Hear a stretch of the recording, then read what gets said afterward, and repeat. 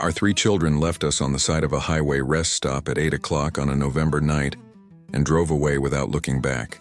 My wife Dorothy and I stood there in the cold, watching their taillights disappear into the darkness, and all I could think was how perfectly they'd just destroyed their own futures. Because what Richard, Jennifer, and Michael didn't know, what they'd never bothered to ask about in their 40-something years of existence, was that their broke, useless, burdened parents had $900,000 sitting in investment accounts they'd never see a penny of.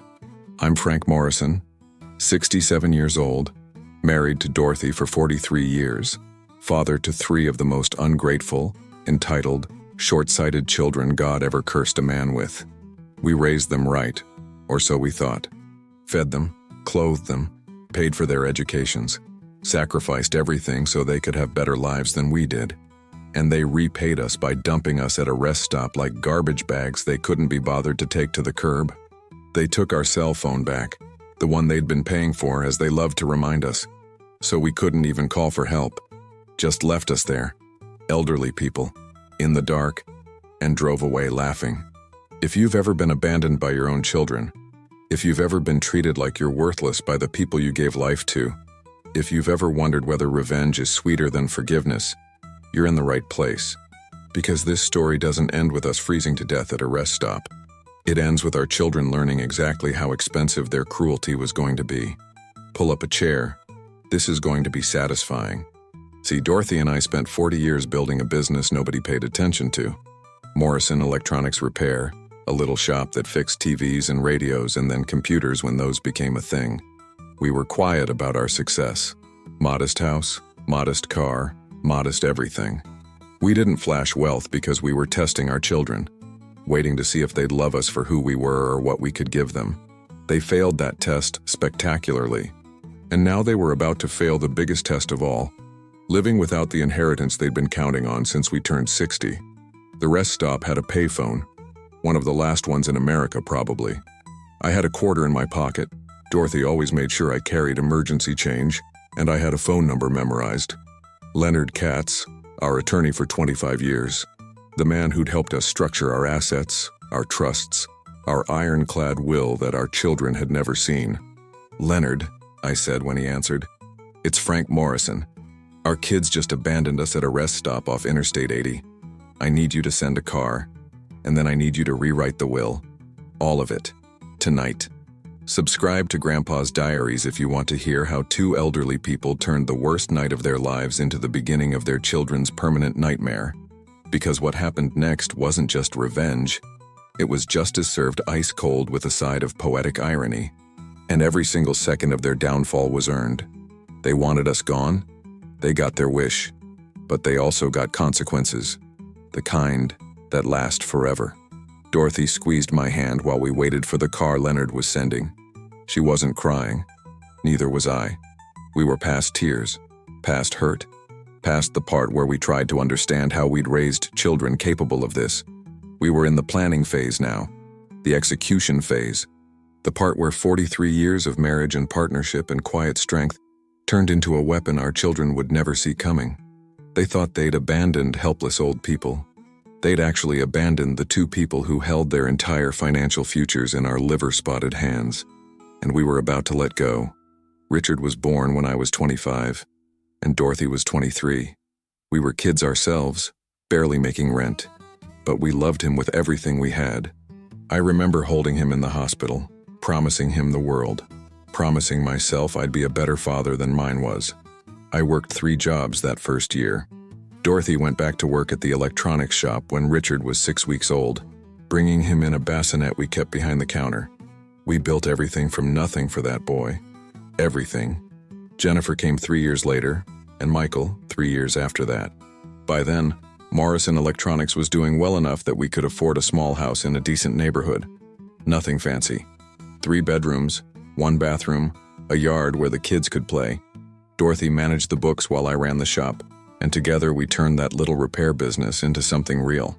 When personal computers exploded in the 80s, we were there. When everyone needed their machines fixed, upgraded, customized, we were the people they came to. We were swimming in money by 1995. Our kids never knew.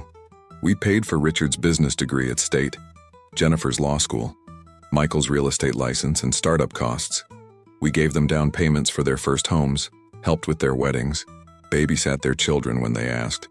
We played the role of humble lower-middle-class parents perfectly, because we wanted to see who they'd become without the corrupting influence of knowing they'd inherit wealth. We wanted them to build character, work ethic, gratitude. Instead, they built entitlement, resentment, and a profound belief that we owed them everything while they owed us nothing. The decline started slowly, the way these things always do. Missed phone calls, canceled visits, excuses about being busy with work, with kids, with life. We understood, or tried to. They had their own families, their own problems. But then the excuses turned into hostility. Richard started making comments about how we were getting old and becoming a burden. Jennifer suggested we sell the house and move into a facility so we wouldn't be alone. Michael stopped visiting entirely, only calling when he needed something. A loan, free babysitting, a recommendation for one of his real estate clients. When Dorothy had her hip replacement last year, not one of them visited her in the hospital. They sent flowers. Generic arrangements from a website, the kind you send to acquaintances you don't actually care about. I sat by her bedside for 3 days, feeding her ice chips and helping her to the bathroom. And I watched my wife's heart break over and over every time she looked at her phone and there were no calls from her children. That's when we knew. They weren't just busy, they didn't care. We'd become inconvenient. 6 months ago, they held an intervention. All 3 of them, plus their spouses, descended on our house with pamphlets for assisted living facilities. They'd done research, they said, found options in our price range. The cheapest nursing homes in the state, places with 1-star reviews and investigation reports for neglect. They told us it was for our own good, that we couldn't take care of ourselves anymore, that they'd handle everything. We were 70 and 65, healthy, active, and fully capable. But they decided we were burdens. So they made us into burdens. We agreed because we wanted to see how far they'd go, how low they'd sink. We let them choose the facility. Meadowbrook Senior Living, $1,800 a month for a shared room with broken air conditioning and food that wouldn't pass a health inspection. We let them sell our house. They pocketed the equity, said they'd manage it for us. We let them take control of everything they thought we had. Watched them divide up our furniture, our belongings, our lives like we were already dead. And we said nothing about the $900,000 they didn't know existed. We just watched, documented, and waited for them to show us who they really were. They showed us, and it was uglier than we'd ever imagined. Meadowbrook was hell, not figuratively, literally. The room we shared had mold in the corners and a window that wouldn't close. The staff was overworked and underpaid, which meant nobody had time to actually care for the residents. Dorothy and I watched elderly people sit in their own waste for hours waiting for someone to change them. We watched dementia patients wander the halls unsupervised. We watched the meals they served. Gray meat, watery vegetables, bread so stale you could use it as a weapon. Our children had condemned us to this place and never visited once to see what they'd done. We lasted 3 months before the Thanksgiving incident. Richard called, his first call in 6 weeks, and said they were doing us a favor by taking us to his house for the holiday. Like it was charity. Like we should be grateful. Dorothy wanted to refuse, but I convinced her to go. I wanted to see them one more time, wanted to give them one last chance to show humanity. Maybe they'd surprise us. Maybe they'd apologize for Meadowbrook, for the neglect, for treating us like we were disposable. Maybe I was still naive enough to believe our children had souls. Thanksgiving at Richard's house was a performance. His wife cooked a beautiful meal. The grandchildren were polite. Jennifer and Michael showed up with their families, and for a few hours it almost felt normal, like we were a real family. But then dinner ended and the masks came off. The kids went to play video games. The adults sat in the living room with wine, and Richard started talking about the burden of elder care, like we weren't sitting right there. Like we were furniture, objects, problems to be solved. Jennifer agreed loudly. She worked 70-hour weeks at her law firm. She didn't have time to worry about aging parents. Michael chimed in about property taxes and market volatility and how expensive everything was getting. They were building a case, a justification. And Dorothy and I just sat there listening to our children discuss how inconvenient our existence had become. I squeezed Dorothy's hand. She squeezed back. We both knew what was coming. We'd known for months. This was just the final act. Richard drove us back toward Meadowbrook that night. Jennifer and Michael followed in their own cars, a convoy of rejection. We were on Interstate 80 about 2 hours into the drive when Richard suddenly pulled off at a rest stop. Middle of nowhere, barely lit. The kind of place truckers use at 3 a.m. when they can't drive another mile. "Bathroom break," he said. But he didn't get out. He just sat there, hands on the wheel, and the silence in that car was suffocating. Jennifer and Michael pulled up beside us. They got out and came to Richard's window. I watched them through the glass, having a conversation we couldn't hear, nodding at each other like they were making a business decision. And then Richard turned around in his seat and looked at us with eyes colder than any stranger's. "Dad, Mom, we need to talk." Dorothy's hand found mine again. We knew. Oh God, we knew. "You're costing us too much," Richard said, voice flat, emotionless. "The nursing home fees, the medical bills, the emotional energy, it's unsustainable. We have our own families to think about, our own futures, and you two are dragging us down." Jennifer opened my door. Michael opened Dorothy's. "This is where you get out," Richard continued. "Figure it out yourselves. We're done." And that's when it happened. That's when our children physically removed us from the car, took back the cell phone they'd given us, and drove away. Left us. Abandoned us. At night. In November. Like we were garbage they couldn't be bothered to dispose of properly. We stood in that rest stop parking lot watching 3 sets of taillights disappear into the November darkness. And I felt something I'd never felt before. Not sadness, not shock. Pure, crystalline clarity. My children had just committed elder abandonment, a felony in 17 states including the one we were standing in. They'd also just forfeited every single cent of the $900,000 they didn't know we had. Dorothy looked at me, and I saw the same clarity reflected in her eyes. "The payphone," she said quietly. We walked toward it like soldiers marching to war. Leonard Katz answered on the second ring despite it being almost 9 at night. He was that kind of lawyer, the kind who picked up when his oldest clients called, the kind who'd helped us hide assets from prying eyes for decades, the kind who understood that family could be more dangerous than any business rival. "Frank, what's wrong?" I told him everything in 3 minutes flat. Where we were, what had happened, what I needed him to do. There was a long pause, and then Leonard said something I'll never forget. "I'll have a car there in 30 minutes. And Frank, I'm going to enjoy this." The Lincolntown car arrived 28 minutes later. Driver in a suit, bottles of water in the back, heated seats that made Dorothy almost cry with relief. He drove us to a Ritz-Carlton 2 hours away, and Leonard met us there with his briefcase and a legal pad full of notes. We sat in a suite that cost more per night than a week at Meadowbrook, and we rewrote everything. The will, the trusts, the beneficiaries, the executors. Every mention of Richard, Jennifer, and Michael got replaced with charities, foundations, organizations that actually helped abandoned elderly people. It took 4 hours. We signed the final documents at 2 a.m., and I slept better that night than I had in years. The next morning, Dorothy and I went shopping. Real shopping. The kind we hadn't done in years because we'd been playing poor for our children's benefit. We bought new clothes, new phones, real smartphones, not the flip phone the kids had given us. We opened new bank accounts at a different bank, transferred funds, updated passwords, and basically disappeared from the digital footprint our children had been monitoring. Then we called a realtor, not Michael, obviously, and started looking at houses. Not in state, too risky. We looked 3 states away, in a retirement community that cost $4,000 a month and actually took care of its residents. We put down a deposit that afternoon. The house we chose was beautiful. 2 bedrooms, 2 bathrooms, a kitchen Dorothy fell in love with, and a back patio overlooking a lake.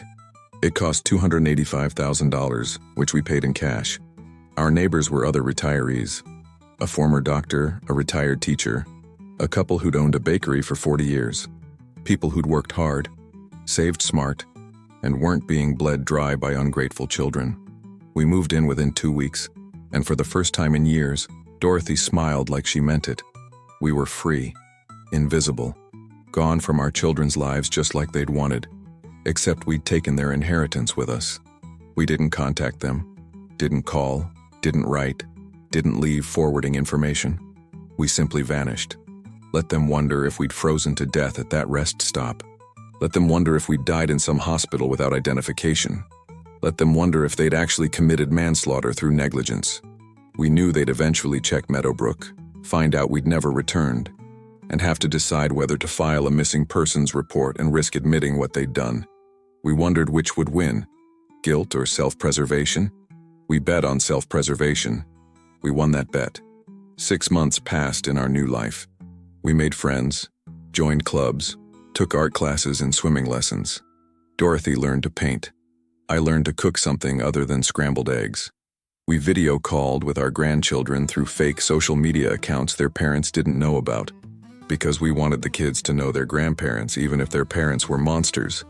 We donated $50,000 to an elder abuse prevention charity and requested they send thank you letters to Richard, Jennifer, and Michael's home addresses in honor of their parents. We wanted them to know we were alive. We wanted them to start wondering. We wanted them to sweat. The call from Richard came on a Tuesday in May. I didn't recognize the number, but I answered anyway. His voice was shaky, desperate, pathetic. Dad? Dad, is that you? Where are you? We've been looking everywhere. We thought you were dead. I cut him off. You left us on the side of a highway at night, Richard. You took our phone and drove away. You wanted us gone. Congratulations. We're gone. Silence.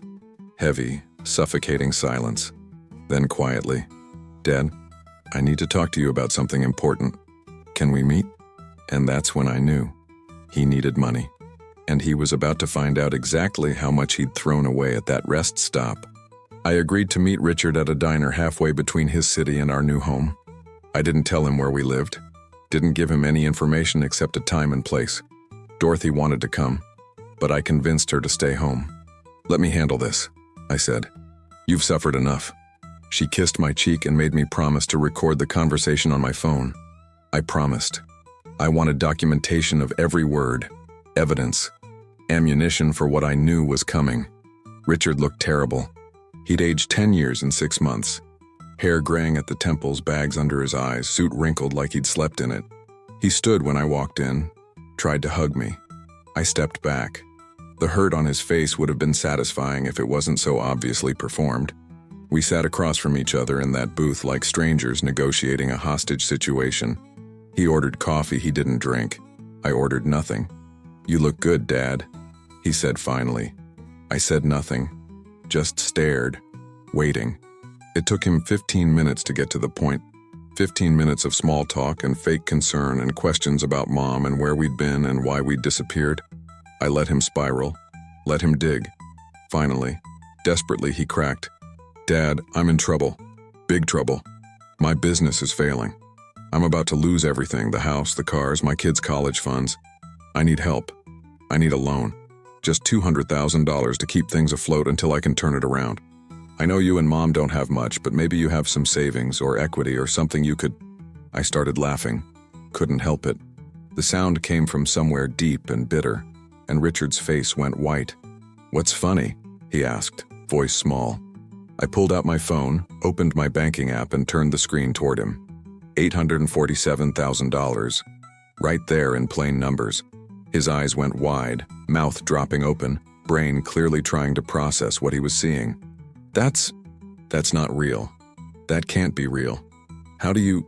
Where did you? Morrison Electronics, I said calmly. We sold it in 2010 for $1.2 million after taxes. Invested conservatively. Lived modestly. Saved everything. We've had this money for 15 years, Richard. The whole time you and your siblings were treating us like we were worthless, broke, burdensome trash, we had almost $1 million. And you know what? You're never going to see a penny of it. His face went through 5 stages of grief in 10 seconds. Shock, denial, anger, bargaining, and finally, the one I'd been waiting for, absolute soul-crushing despair. Dad, please. I'm sorry. We're all sorry. What we did was wrong, I know that. But you can't just cut us off. We're your children. We're family. I leaned forward, voice cold enough to freeze fire. You left me and your mother on the side of a highway at night in November. You took our phone. You drove away. You committed a felony called elder abandonment. You told us we were burdens you couldn't afford, so we took you at your word. You can't afford us, and we can't afford you. Richard tried every angle. Guilt, anger, threats of legal action, promises to change, apologies that sounded rehearsed and hollow. I sat there stone-faced, watching my oldest son beg for money he'd thrown away when he threw away his parents. Finally, he played his last card. What about Jennifer and Michael? Do they know? Have you told them? I smiled. It wasn't a kind smile. They're about to find out. Because I'm meeting Jennifer tomorrow and Michael the day after. I want all three of you to know exactly what you lost, exactly what your cruelty cost, and I want you to live with it for the rest of your lives. I stood to leave. Richard grabbed my arm, desperate now, tears streaming down his face. Real tears this time. Dad, please. I'm going to lose everything. My business, my house, my family's future. You can't do this. You can't just walk away. I looked down at his hand on my arm, then up at his face. Funny, I said quietly. That's exactly what I thought when you left us at that rest stop. But you did it anyway. So yeah, Richard, I can walk away. Watch me. I pulled my arm free, dropped $40 on the table for his untouched coffee, and walked out of that diner into the sunshine of a beautiful May afternoon. Behind me, my son was crying. I didn't look back, didn't feel anything, just kept walking toward the life he'd tried to take from me, the life I'd taken back. Jennifer's meeting was at her law office. She wanted home turf advantage, wanted to control the environment, use her professional setting to intimidate me into compliance. I showed up in a new suit, $800 tailored, the kind I'd never worn when I was playing poor. Her receptionist did a double take. My daughter did a triple take when she saw me through her glass office door. I looked successful, healthy, nothing like the broken old man they'd abandoned 6 months ago. The cognitive dissonance was beautiful to watch. She tried the lawyer approach first, professional, detached. Dad, I've consulted with colleagues about your situation.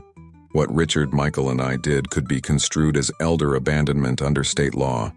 However, given that you're clearly fine, thriving even, and you disappeared voluntarily afterward, any charges would be difficult to prosecute. That said, we want to make amends, financially, if necessary.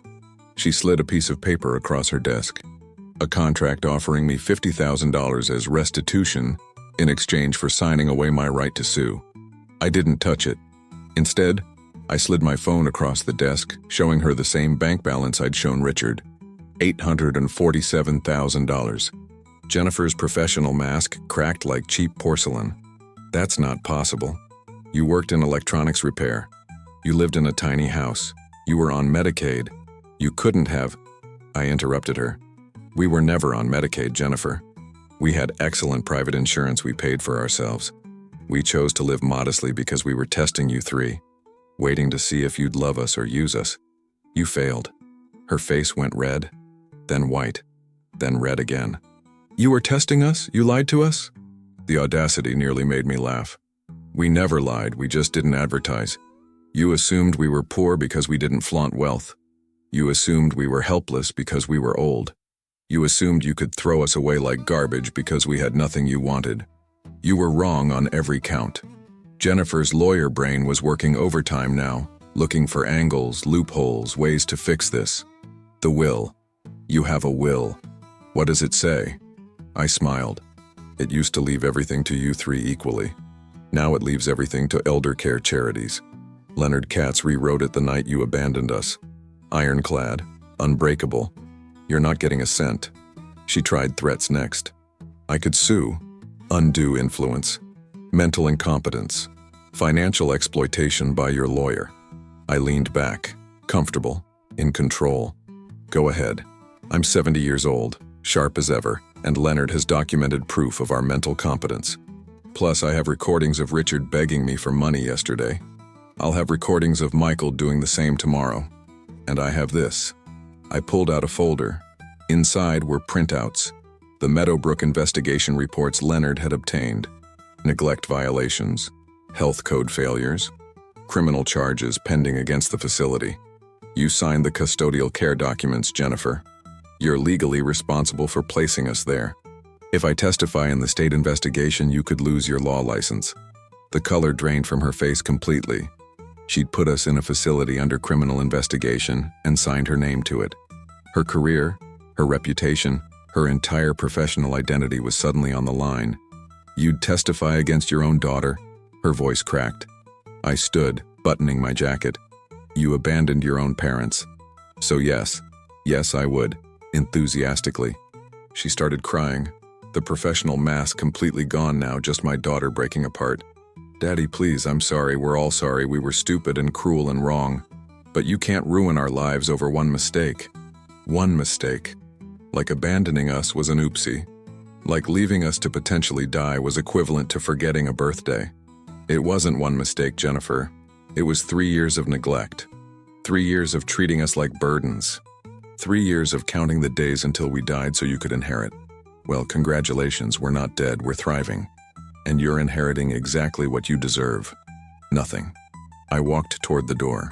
She chased me, heels clicking on marble, mascara running. "What about the grandchildren? You'd punish them too?" The manipulation attempt was clumsy, desperate. "The grandchildren will inherit from you, if you have anything left to give them. That's not my problem anymore." I left her crying in her fancy office in her expensive suit, and I felt nothing. No guilt, no sadness, no regret. Just the bone-deep satisfaction of watching someone face consequences they'd spent their whole lives avoiding. Michael's meeting was tomorrow. The youngest, the one who'd stopped visiting entirely, the one who'd been the most eager to dump us at that rest stop. I was saving the worst for him, because I'd discovered something about Michael that even his siblings didn't know. And I was about to use it to ensure he'd never forget what he'd done to us. Sometimes revenge isn't about money. Sometimes it's about making sure the guilty party understands exactly what they destroyed. And I was going to make absolutely certain all 3 of my children understood. Michael chose a restaurant for our meeting. Expensive, public, probably thinking I wouldn't make a scene in front of witnesses. He didn't know I'd stopped caring about scenes 6 months ago when his car drove away from that rest stop. He was already seated when I arrived, checking his phone nervously, a folder on the table in front of him. Always the salesman, always working an angle. He stood, tried to shake my hand. I sat down without touching him. "Let's get this over with," I said. He went straight for the pitch. He'd heard from Richard and Jennifer that I had money, significant money, and he had a proposal, an investment opportunity in a real estate development that would triple my money in 5 years. "Dad, I know things got ugly last year. We made mistakes. But this is a chance to rebuild our relationship and secure your financial future. It's win-win." He pushed the folder toward me. I pushed it back unopened. "I'm not investing in anything with you, Michael. In fact, I'm not giving you anything. Ever. For the rest of my life, which could be another 20 years if I'm lucky." His face hardened.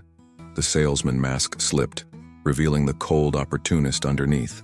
"You're really going to die alone and bitter, holding on to money you can't take with you? Over one bad night?" One bad night. They all kept calling it that, like it was a single lapse in judgment instead of the culmination of years of neglect. "Michael, you haven't visited me in 3 years. 3 years. You called twice, once to borrow money, once to ask me to lie to a client about a property inspection. You didn't come to Mom's surgery. You didn't visit us at Meadowbrook. You barely acknowledged we existed until you needed something from us. And then, when we became inconvenient, you literally threw us away." He tried a different approach. "Anger. You were testing us? Playing poor to see if we'd, prove our love? That's manipulative. That's sick. Maybe we were right about you needing psychiatric care." I pulled out my phone, pulled up a website, and showed him the screen. It was a real estate licensing board disciplinary record. His record, showing 3 complaints for fraud, 1 pending investigation, and a note about possible license suspension. His face went ashen. "How did you—" "Leonard Katz is a very thorough man. He found some interesting things about all 3 of you. Richard's business is failing because of embezzlement, his own embezzlement from his partners. Jennifer has been falsifying billable hours at her firm for 2 years, and you've been running real estate scams that are about to catch up with you." I leaned forward. "Now here's what's going to happen. Dorothy and I are going to live our best lives with our $900,000. We're going to donate half of it to charities that help abused elderly people. We're going to spend the other half on cruises, nice dinners, art classes, and anything else that brings us joy. And you three are going to live with the knowledge that you threw away a fortune because you couldn't be bothered to love your parents. Michael's anger exploded. You're a vindictive old bastard, you know that, Mom, too. You raised us, you screwed us up, and now you're punishing us for your failures as parents. I stood slowly, calmly, and looked down at my youngest son with something close to pity. We gave you everything. Education, opportunities, love, support. You became entitled, cruel, and selfish entirely on your own. Those are your choices, your character, your failure, and now you get to live with it. I dropped a business card on the table. It was Leonard's. When you're ready to face criminal charges for elder abandonment, call him. He's prepared to testify for the prosecution. All three of you are liable. He's just waiting to see which of you breaks first. I walked out of that restaurant into the summer sunshine feeling lighter than I had in decades. Dorothy was waiting in the car. She'd insisted on coming this time, wanted to see Michael's face when I destroyed him. How did it go? She asked. I kissed her hand. Perfect. They all know. They're all destroyed. And we're free. We drove home to our beautiful house with our beautiful view, and that night we had dinner on the patio with our new friends, and nobody talked about ungrateful children or lost years or rest stop abandonments. We talked about gardening and book club and the community theater production next month. We talked about the future, our future, the one our children tried to end. So here's what I want you to take from this. Anyone who's listening to an old man's story about the day his children threw him away and lived to regret it, family isn't about blood. It's about respect, love, care.